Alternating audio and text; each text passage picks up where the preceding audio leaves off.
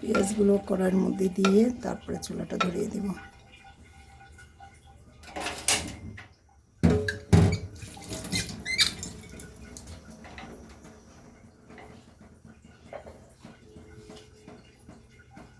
লবণ, এবার একটু তেল দিই। লবণ কি বেশি হবে কি না একটু তুলে রাখি।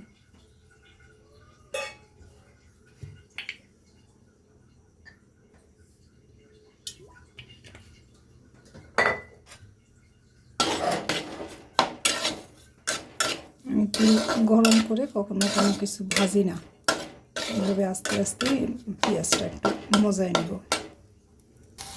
ঢেকে দিই, আরেকটু হবে পেঁয়াজটা আরেকটু কষায় নিই।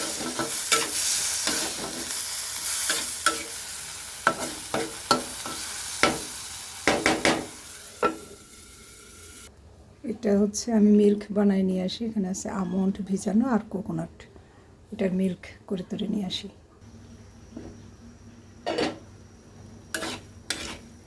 পেঁয়াজটা আরেকটু হোক।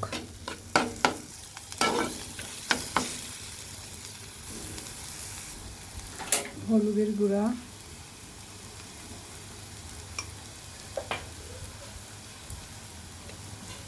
মরিচের গুঁড়া,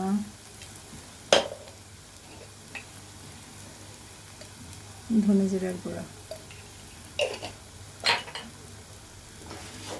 আর এটা হচ্ছে কোকোনাট আর আমন্ড মিল্ক।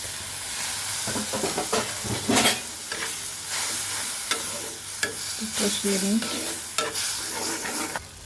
আবার একটু দুধ দিয়ে দিই, আবার একটু মশলাটা কষিয়ে নিই। খুবই কম দিয়েছি তো, তাই একটু মিল্ক দিয়ে একটু কষিয়ে নিচ্ছি।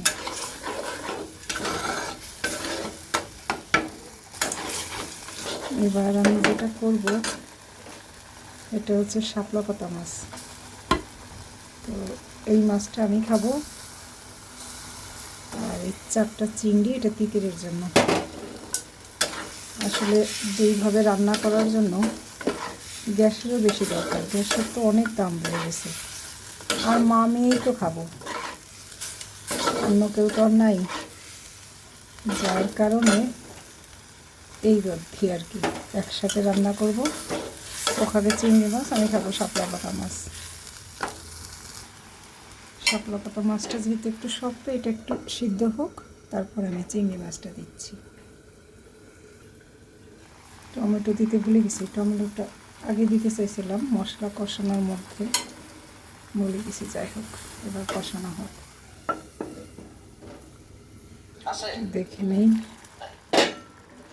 বিশ্বাস করেন আপনারা, কিন্তু যদি আপনি সেটা করেন তাহলে সেটার কনসিকুয়েন্স ভোগ করতে হবে কিনা, এইটা হলো ফিজিক্স দুনিয়ার জন্য।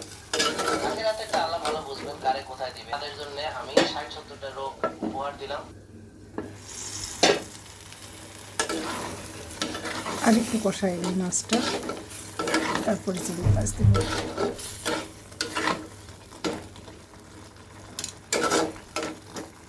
অনেকে ফ্যাটি লিভারের মালিক, আর কষানো যাবে না, এবার লেগে পড়তেছে।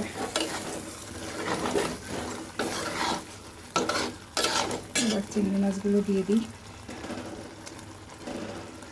তিতির আবার মাছের মাথাও খাবে না, শুধু মাছটুক খাবে চিংড়ি মাছের। পানি দিয়ে দিই।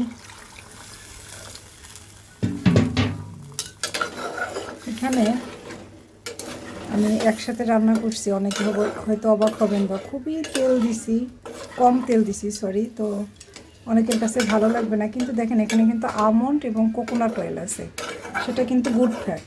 তারপর শাপলা পাতা মাছ, এটা সামুদ্রিক মাছ, এটাতে আছে ওমেগা 3। চিংড়ি মাছ, এটাতে ওমেগা 3 আছে। তো এই মাছের তেলটাও বের হয়ে যাবে, একদম কম আছে করছি ডেকে ডেকে, এর পুরো গুণটা আমরা পাবো। রান্না শেষ।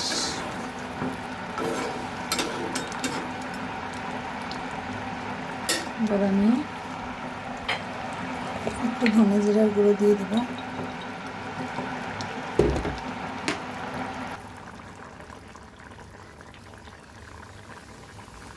আজকে আসলে এইভাবে দুই ধরনের মাছ রান্নার উদ্দেশ্য কিন্তু সত্যি গ্যাসের দাম